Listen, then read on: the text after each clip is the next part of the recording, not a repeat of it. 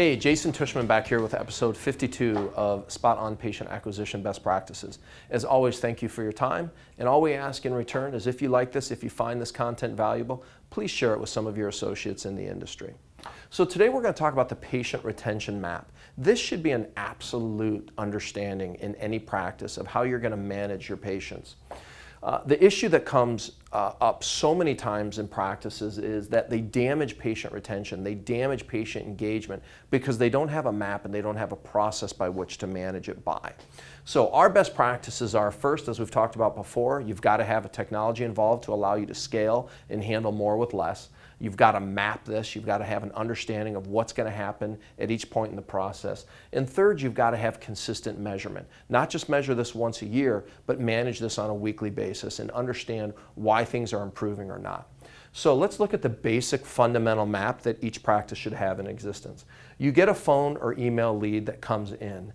Each patient should get confirmation that that lead's been received. So if an email lead comes in, it should automatically send a notification to the consumer. We've received your lead. You put them on notice. That consumer is going to understand this practice is on top of it.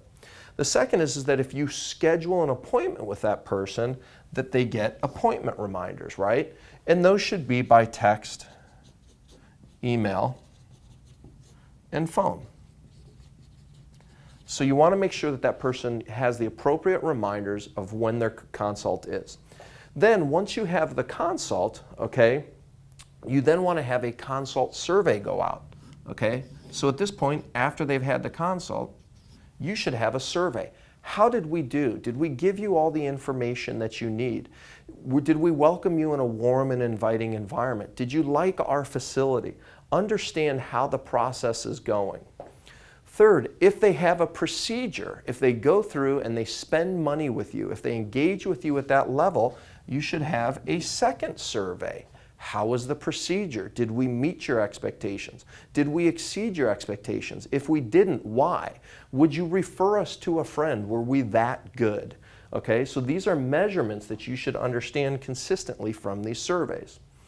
Then when it gets to patient retention, okay, you've got to have that life cycle marketing, okay? That one-to-one messaging, okay, of understanding that based on what happened in these categories, how am I going to remarket to that consumer to get them to become a lead again and start the process again and consistently measure it. So one-to-one patient messaging, and then you're good to go. Have this as your standard basic minimum, and I guarantee you'll have a lot more success. Hope this helps. Talk to you next time.